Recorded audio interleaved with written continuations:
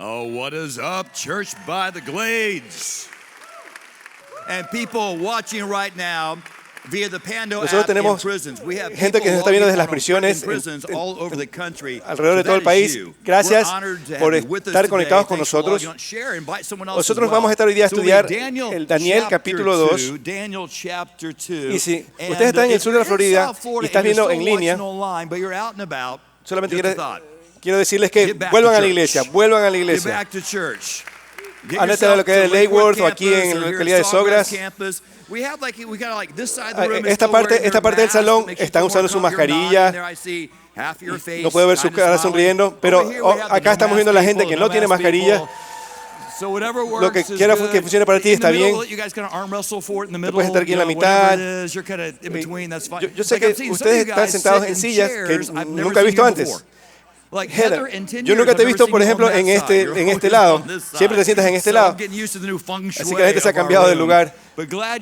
Vamos a hablar hoy día que a mí me encanta Las Vegas. Ahora, si tú eres nuevo aquí en la iglesia, no vas a decir, oh, a pastor le gusta la ciudad del pecado. La ciudad del pecado, bueno, yo no, la primera vez que estuve ahí fue como hace 10 años. ¿A quién le gusta Las Vegas? No juzguemos, no juzguemos. Si a ti te gusta en el chat, escribe, si te gusta Las Vegas está bien. ¿Sabes lo que me gusta de Vegas? La comida. Los mejores restaurantes en el planeta, los shows son espectaculares. Me gustan los caramelos allá. Me gustan también las pantallas LED que tienen allá, así como las que tenemos aquí. Vegas hace muy bien cuando ellos cuentan una historia. Ellos hacen un buen trabajo cuando cuentan una historia. Yo no soy una persona que le gusta ir de compras mucho, pero ir a compras es increíble. Hay una también buena iglesia en Vegas. Me gusta Century Church. Los pastores allá son mis amigos. Es una de las iglesias más grandes de Estados Unidos. Me encantan Las Vegas, pero yo nunca he apostado. A mí nunca, ni siquiera 10 centavos he apostado. Yo no estoy jugando, pero si te gusta hacerlo, si te gusta jugar blackjack, ten cuidado. Tienes que tener un presupuesto. Así que no arruines tu vida metiéndote en deudas por eso. Pero a mí no me gusta apostar en Las Vegas. Y déjame decirte por qué. Si voy a Las Vegas y miro estos edificios, hoteles tan grandes, los mejores del mundo, y yo te apuesto que cuestan billones de dólares. Y eso quiere decir que mucha gente pierde en Las Vegas. Ellos quieren mucho dinero en esos casinos y hoteles. Yo no le daría mi dinero a ellos, así que yo escojo no apostar. Pero si yo te dijera que a mí me encantan los deportes, a mí me encanta la NBA y ahorita están los playoffs de la NBA. Los Miami Heat perdieron justo al final del partido, pero me encanta todo esto. ¿Qué si yo te dijera que yo sabría qué equipo va a ganar los resultados de cada partido? El formato ha cambiado un poco. Hay 6 juegos. La primera ronda tiene 56 juegos. La segunda ronda tiene diferentes juegos, 24 juegos. Entonces, y luego en la semifinal 14 juegos y la final serían 7 juegos. Y si yo te dijera que yo sabría quién va a ganar todos los partidos y los resultados, y tú me dijeras, matemáticamente es imposible, tú no puedes saber esos resultados. Pero estamos en Las Vegas, estamos en Las Vegas y yo les comienzo a demostrar y les comienzo a dar todos los resultados que yo he pronosticado. Y todos los resultados se dan. ¿Qué pasa ahí? Tú me vienes, que coges el brazo y me llevas a apostar y vas a poner tu dinero porque no estás apostando, estás invirtiendo. Porque tú ya sabes algo antes de que pase, con detalles y precisión. Es algo seguro, es algo seguro. ¿Y cómo no vas a apostar con un juego así en Las Vegas? Pero cuando viene a la palabra de Dios, cuando se refiere a la Biblia, apuesta en tu Biblia cada vez. Así que mucha gente nos tenemos que convencer sobre la Biblia porque me dicen, David, sí, es una Biblia, es histórico, ha estado aquí por muchos años, pero apostar en tu Biblia, que son un poco raras. Alguien necesita de ser convencido de que esto es histórico y estadístico de la palabra de Dios. Voy a describirlo de esta manera. Mi Biblia es poderosa, es personal y es práctica. Poderosa. La Biblia es el libro de Dios. Nosotros no adoramos a la Biblia, pero hay verdad, porque es la palabra de Dios. Es personal, significa que tú te conectas o tú entras aquí en esta localidad y comienzas a orar así y le dices, Dios, si tú estás ahí, yo escucho. Cristiano, ¿qué es lo que cambiaría esta hora para ti? Yo soy muy receptivo hoy día. Yo pusiera al lado mi negocio, mis ansiedades. Así que Dios habla por medio de tu mensajero. Pero Dios, yo quiero ser enseñable. Yo soy corregible. Tú caminarías como diciendo, oh Dios mío, en media hora.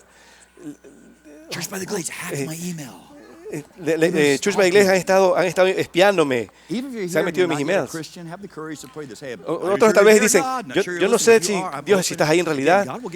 Así que eso no es poderoso, pero es personal. Pero si la Biblia te enseña algo que tienes que hacer y tú lo haces, sí funciona. Funciona en tus hábitos, en tus finanzas, en tu vida espiritual, funciona en tu matrimonio, en tu trabajo profesional. Así que la palabra de Dios también es práctica y de manera relevante. Así que les enseñaré en Daniel capítulo 2, es muy práctico. Esta es la segunda semana y el capítulo 2 del libro de Daniel. Y vamos a enseñar de cómo ser exitoso en un ambiente malo. Cuando tienes un jefe malo. ¿Alguien ha tenido un jefe malo, un mal jefe? Aquí estamos poniendo, tenemos un collage de diferentes personas. John Vader fue un mal jefe. Willy Wonka también allí fue un mal jefe. Yo creo que él no le pagaba a los empleados. Yo no creo que él tenía beneficios. Si estabas trabajando en una fábrica de caramelos, tú también necesitabas seguro dental. Tal vez Daniel tenía era un tipo medio maníaco, era injusto, era malo. Entonces, ¿cómo tú navegas y encontrar éxito en un lugar que es tóxico? Así que eso va a ser la próxima semana. Pero hoy día sí funciona de manera de tus relaciones financieras, de todas las maneras funciona. ¿Por qué funciona tan bien? Simplemente por esto. Funciona porque es verdad. Es verdad. Yo creo en la adversidad y en la historia de la palabra de Dios. Y si estás mirando en línea y tú has hecho tu investigación, y yo te he llamado un Tomás, no es un insulto, es simplemente él dudaba, el discípulo que dudaba, pero él simplemente investigaba. Él hacía preguntas adicionales. Él no iba a creer porque el resto de los discípulos creían. Yo creo que eso es inteligente también. Y Dios no se ofende por tu honestidad, porque hace preguntas. Y si tú me dices, David, pero yo creo que algunas de las historias de la Biblia, incluso las historias de la historia de Daniel, son muy difíciles de creer. A Daniel lo pusieron en la jaula de los leones y se salvó de allí. Y también en esta área donde estas fieras estaban allí y luego él salía bien. Dice la Biblia que un ángel se metió y lo protegió. Tal vez fue Arnold Schwarzenegger, ángel. Eso es muy difícil de creer, esta historia. Y en el capítulo 3 vemos esa historia del león. Y también vemos que también él y sus amigos son a prueba de fuego. ¿Cómo tú puedes creer todo eso? Yo entiendo, yo lo entiendo. Pero si tú crees en la existencia de Dios, en el Dios de la Biblia, tú crees que Dios creó el mundo en 7 días. Si Dios hizo el universo, y lógicamente entonces tú tienes que creer en la posibilidad, de milagros. De otra manera, tuvieras el lógico concepto de un Dios que hizo el universo y que él no puede tener autoridad sobre ese orden. Él hizo todo. Entonces, si Él tiene el poder para crear y Él tiene la manera de manipular las leyes de la física, si Él quiere superar esas leyes de la física, Él lo puede hacer porque Él es el creador. Pero ¿por qué yo creo que la Biblia es verdadera? Porque trabaja prácticamente de manera práctica, pero hay evidencia de todas estas historias. La única, yo lo creo es porque es una profecía predictiva. Simplemente significa esto. Porque el Dios de la Escritura no está limitado por los conceptos humanos de espacio y tiempo. Él inspiró a todos estos profetas en el Antiguo Testamento que estas cosas iban a suceder con mucho tiempo de anticipación. Y Él podía predecir, seguramente todos los juegos de la NBA con precisión. De esa manera Él también lo hace así en la Biblia. Y todas esas profecías se cumplieron. Es como que Dios tuviera esta máquina del tiempo de la película Volver al Futuro, que Él puede volver al tiempo e inspirar profetas como Jeremías, Isaías, y que digan cosas del futuro y que pasaron exactamente de la manera como los profetas lo predijeron. No solamente una vez, sino que cientos de veces. Así que matemáticamente hablando, cientos de veces que lo hayan predecido, es imposible, ¿no es cierto? Pero funciona porque la palabra de Dios es verdadera. Hay más de 300 profecías en el Antiguo Testamento, desde el principio, desde el libro de Génesis, sobre Jesús. 300 profecías, y también hay cientos de otras profecías. Y yo te quiero mostrar en Daniel capítulo 2 cómo Daniel podía predecir cosas que iban a pasar en el futuro y pasaban. Y pasaron exactamente la manera como la Biblia decía. ¿Por qué? Porque hay un Dios y que Él sabe el pasado, el presente y el futuro. Así que adivinen qué. Este es un servicio para gente inteligente, Así que si te desconectas, no creo que seas muy inteligente, así que por favor, si eres inteligente, toma notas y quédate conectado. Porque la manera como Daniel predecía el futuro era por medio de un sueño. Vamos a leer en Daniel 2:1. En el segundo año de su reinado, Nabucodonosor tuvo sueños. Él tuvo sueños. Su mente estaba turbada y no podía dormir. ¿Alguien ha tenido momentos difíciles para dormir? Así que si tú tienes sueños, yo tengo sueños muy buenos, o hay personas que no tienen sueños, pero la ciencia dice que todo el mundo tiene sueños. Tal vez tú no recuerdas tus sueños, pero nosotros soñamos como 90 minutos mientras dormimos en el transcurso de la noche. Yo tengo tiempo recordando mis sueños, pero mi esposa siempre recuerda sus sueños, se acuerda de sus sueños. Y me dice con detalles cada uno de sus sueños. Y Nabucodonosor tenía estos sueños que en el verso 2 y verso 3 en la pantalla en estos momentos. Entonces el rey llamó a magos, encantadores, hechiceros y astrólogos para que le contaran lo que había soñado. Cuando entraron y se pararon ante el rey, él les dijo: tuve un sueño que me inquieta y quiero saber qué significa. Así que él tenía un sueño que lo atormentaba. ¿Quién ha tenido sueños raros? Todos mis sueños son rarísimos. Yo estoy a veces corriendo y se siente chévere. Y luego el suelo se transforma en lava y luego estoy en el océano.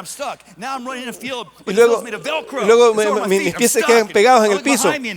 Y luego Godzilla me está persiguiendo. Y luego se convierte en mi suegra. Y luego tiene un pastel encima de la mano. Y luego me empiezo a pensar: oh, Dios mío, mis sueños. Y él tiene estos sueños raros. Yo no voy a terapia por si acaso son nuevos aquí en la iglesia. Mucha gente, especialmente hombres, a veces tu mujer no se despierta y está enojada contigo por 2 horas. A mí me ha pasado. Y a veces yo le pregunto, ¿por qué estás brava conmigo? Y ella me dice, tú me dijiste algo en mi sueño anoche. Es verdad, es verdad. Ella estaría enojada conmigo. David Hughes está enojada con el David de la vida real por el David de sus sueños, que le hizo algo.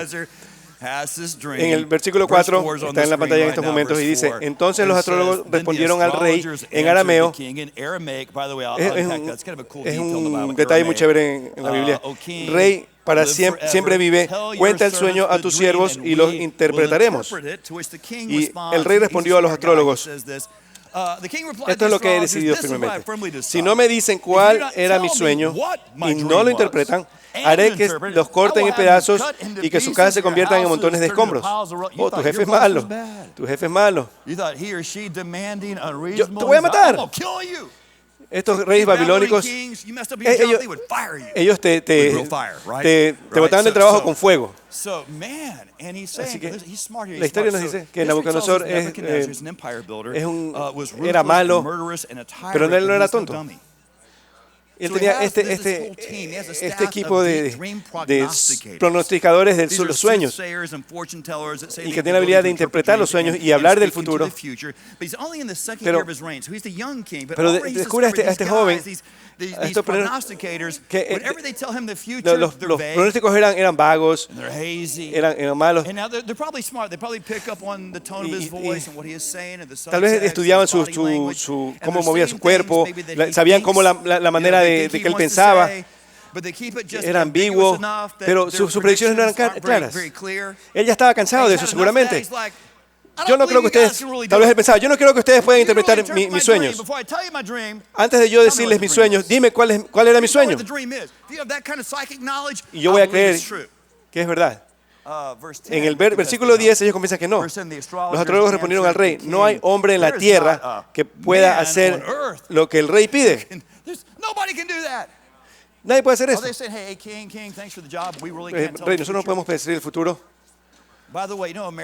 Los americanos gastan $1 billón cada año en adivinar el futuro, en psíquicos.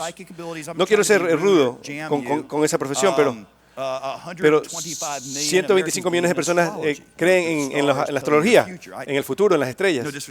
Yo creo en el que creó las estrellas. Él sí conoce tu futuro. Y yo tengo un título soy un poquito escéptico de la astrología. Tal vez tú sí tienes la habilidad, pero mi opinión es esa en este momento. Yo tengo un momento difícil de creer.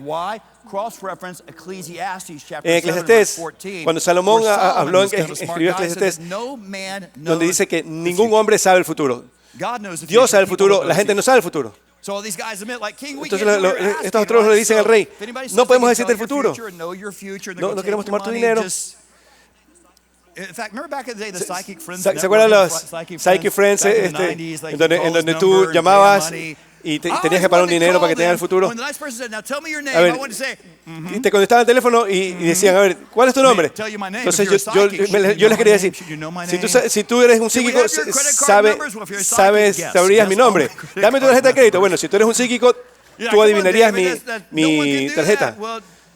Nadie puede hacer eso, pero para mí que Jesús en Juan capítulo 1, él llamó a Natanael a que sea un discípulo y que lo habían llevado para que vean a este Mesías.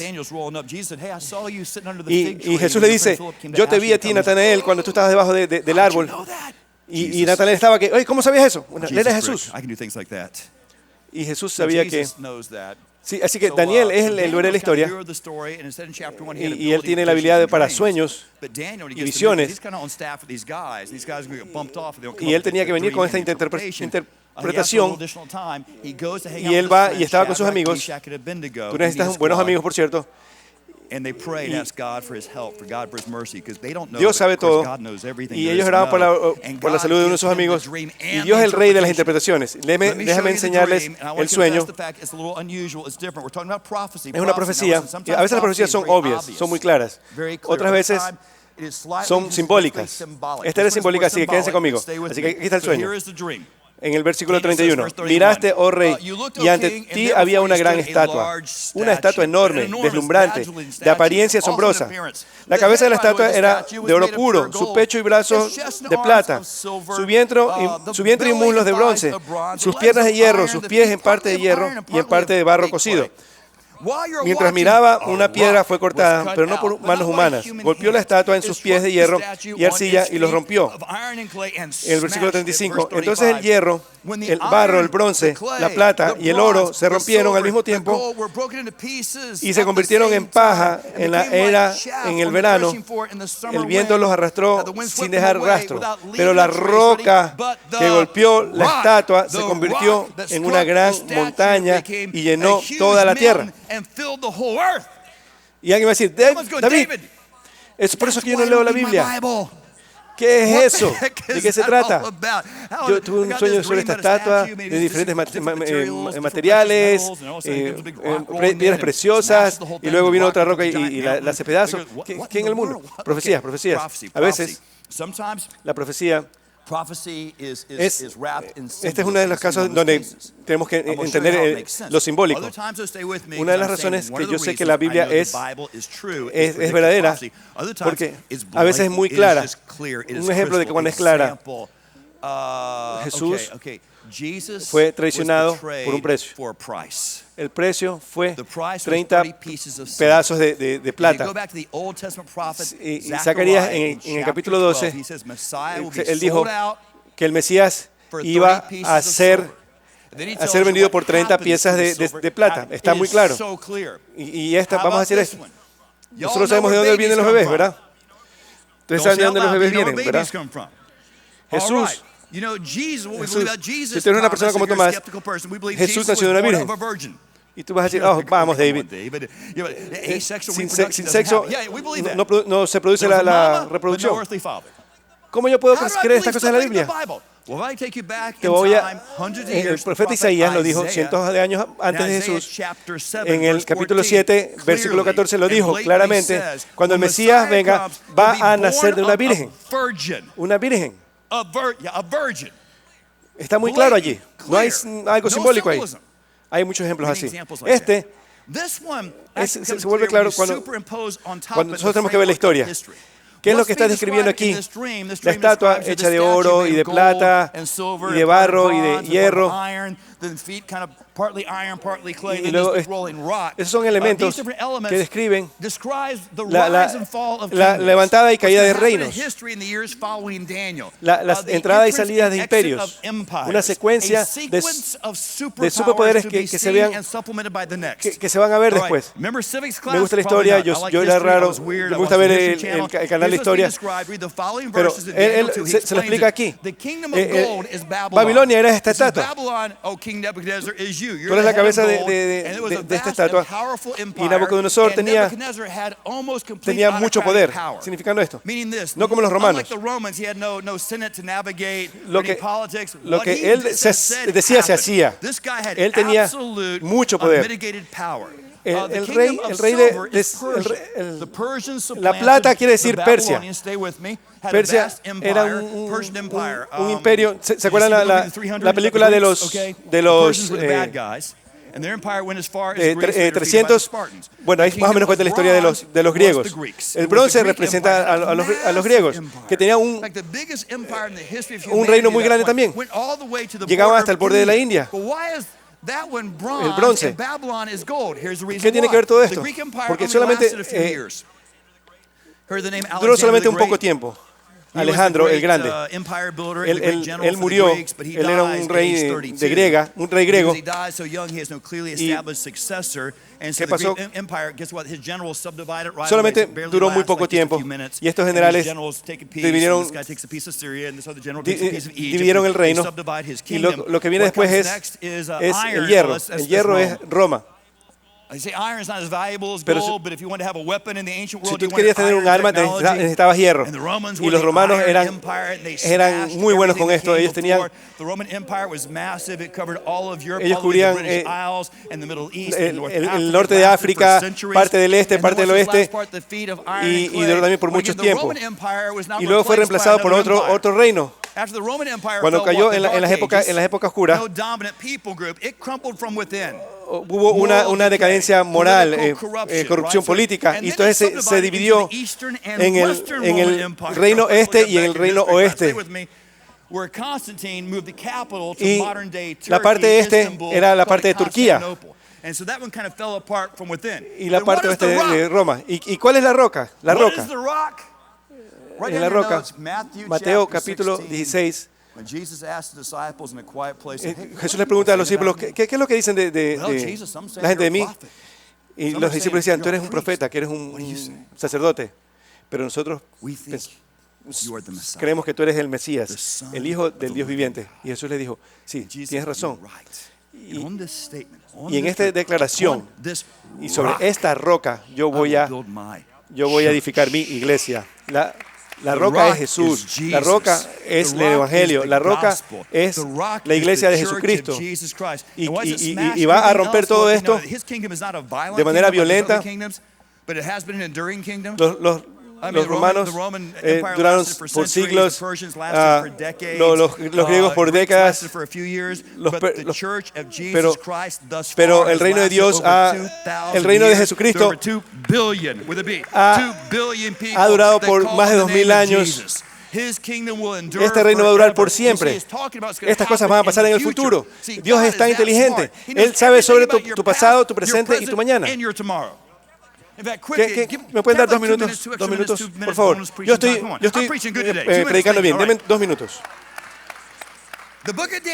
Es tan claro que tenemos que entender de esta manera. En Daniel capítulo 11, él está hablando sobre el futuro, pero dicen que también es medio controversial. Les voy a mostrar cómo se describe. En 11:31, vamos a leer este versículo. Sus fuerzas armadas se levantarán para profanar la fortaleza del templo y abolirán el sacrificio diario. Luego establecerán la abominación que causa la desolación. Y tú te quedas como que, ese es muy claro. Déjame hablarles la historia de esto. Porque les voy a decir quién exactamente es esta persona.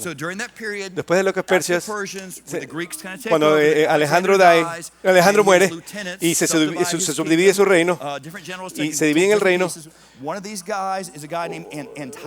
había este hombre que se llamaba Epífanes. Él era muy egoísta. Epífanes significa rey encarnado, Dios encarnado. Epífanes. Y él quería unificar su reino. Porque hubo mucha diversidad. Vamos a tener una sola lengua, la lengua griega. Una cultura. La cultura sería la griega. ¿Qué tipo de dinero? Dinero griego. Y pongan mi foto, mi imagen en el dinero. Y va a llegar hasta Egipto. Va a ser una religión. Vamos a tener una religión que vamos a adorar a Zeus. Y la gente estaba, bueno, sí, vamos a adorar a Zeus. Pero los judíos adorar a Zeus. Nosotros no podemos adorar a Zeus. Y él vino con persecución, con sus armadas, y los impulsaban a adorar a Zeus. Y tenían que conformarse con eso. Pero una manera modificada. Tú podías ser judíos, no circuncisión, no sacrificios en el templo, no más Pascuas, no más leer el Torah, nunca más. Y la abominación que causa desolación, cientos de años antes del nacimiento de Jesús, él reinó en ese tiempo y había una estatua de Zeus. Esto fue antes de los 10 mandamientos. Y él sacrificaban cerdos en el templo de Dios. Y cuando son judíos se conformaban hasta que uno dijo, eso es suficiente. Nosotros tenemos que decir que esto es suficiente cuando la cultura nos dice algo. y nosotros no estamos de acuerdo. Así que comenzaron a hablar en Israel que teníamos que adorar que tenían que adorar a Zeus. Y luego Mattathias, él era un sacerdote en ese tiempo. Y él luego saca una espada y se comienza a rebelar. ¿Se acuerda la película Braveheart? En donde eso más o menos estaba pasando aquí también. Ellos se rebelan. Él tenía 5 hijos y sus 5 hijos eran malos. Y el número 3, su tercer hijo era Judas. ¿Por qué era famoso ese nombre en la época de Jesús? Porque por este héroe que se reveló hace tiempo atrás. Judas, este Judas, su apodo era el martillo. El martillo. Él peleaba sucio. A veces tú tienes que pelear sucio. Imagínate a George Washington en sus tiempos, golpeaban y luego corrían. Y de esa manera también. Y él libera la ciudad y regresa al templo. Y luego, en cierto tiempo antes de Cristo, él recupera el templo de Jesús, sacan las estatuas, sacan a los cerdos. Y luego, así fue como nació Hanukkah. Si tú has ido a la escuela hebrea, tú sabes a lo que me refiero.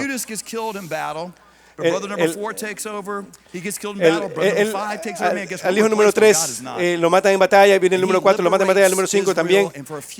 Y en mucho tiempo después de siglos, Israel es un pueblo libre hasta que llegaron los romanos. De eso se trata cuando hablamos de que la abominación causa la desolación. Pero la historia dice que es muy claro, es muy controversial de que los liberales que estudian la Biblia dicen ellos tenía que pasar así. No hay manera. 600 años antes de que Jesús llegue, todo esto sea tan preciso. Es demasiado perfecto. ¿Cómo sabía Daniel todo esto? Él no sabía. No es el pastor David, no, Daniel. En el capítulo 2, él le dice 2 veces al rey, yo no sé estas cosas, pero yo sé un Dios, y mi Dios sí sabe estas cosas. Y luego le dice, este Dios de los cielos, no tu Dios, los dioses que tú adoras, el Dios que yo adoro, Él es comprensivo, Él es inmediato, sin deterioro.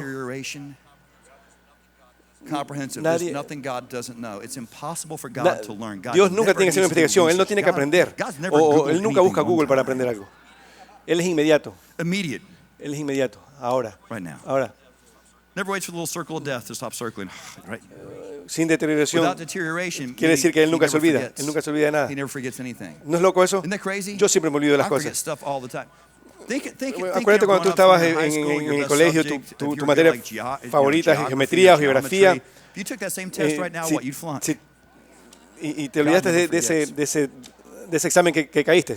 Dios nunca se olvida de eso. Dios nunca aprende, Él nunca está sorprendido. Él sabe todo, tu pasado, tu presente y tu futuro. Y esto es lo más loco. Que Él puede ser tu consultor de la vida. Si alguien, la Biblia dice que si alguien quiere sabiduría, solamente pídesela al Señor y Él te la dará. Dios, ¿tú quieres mi cerebro, mis genes? ¿Cuáles son los planes de mi vida? Me encantaría compartirlos contigo. Así que yo creo que es verdad, porque estos detalles que pasaron en 600 años antes de Jesucristo fueron tan precisos, pero las profecías de Jesús, lo que dice del Mesías en el Antiguo Testamento, de que Jesús, de lo que pasó, esto es loco.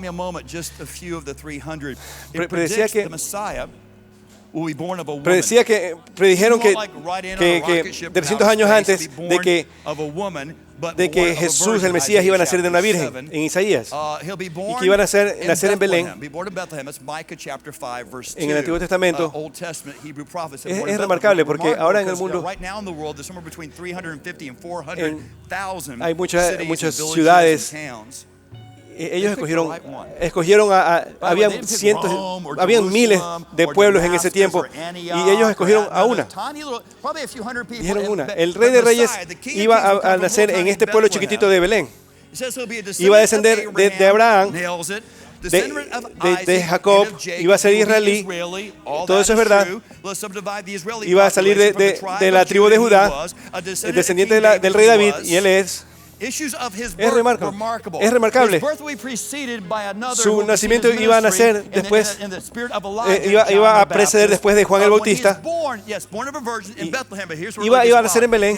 El profeta decía que se iba a mudar a Egipto por un tiempo, luego iba a regresar a Israel y luego iba a morir en Jerusalén. Todo eso lo sabían los profetas. Su ministerio tiene un corazón para gente quebrantada y es para gentiles, un ministerio de milagros. Él iba a ser rechazado por su propio pueblo y traicionado por un amigo por 30 piezas de plata. Él devolvió esas 30 monedas y luego se suicidó, se colgó. Todo pasó de la manera como fue predecido. Él iba a ser golpeado, rechazado, lo iban a crucificar. Todo esto está en el Antiguo Testamento. Y él iba a perdonar a sus enemigos desde la cruz. Sus manos y sus pies iban a estar clavados. En el Salmo 22 describe con detalles cómo iba a ser crucificado 1000 años antes de la crucifixión. Y antes de la crucifixión,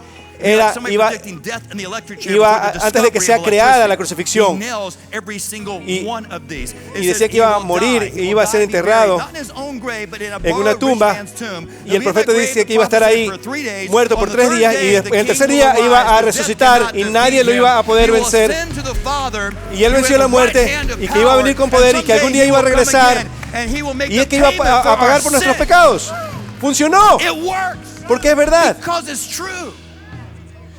Si ustedes van a Las Vegas, la comida es rica. Si vas a John's a comer langostas en Las Vegas, es increíble. Si vas de compras, es increíble ir de compras allá. A los que les gusta el cigarro, ahí venden buenos cigarros. La producción de los shows son espectaculares, las luces, las pantallas. Pero si tú apuestas, tú tal vez no vayas a ganar. Ellos siempre tienen una ventaja sobre ti. Tú tienes un porcentaje de ganar una de 37 veces. Una persona ganó $1 millón. Las probabilidades de que tú ganes son millones para que tú ganes una sola vez. Pero tú apuestas en tu Biblia. Tú ganas cada vez que juegas. Y cuando se trata de Jesús,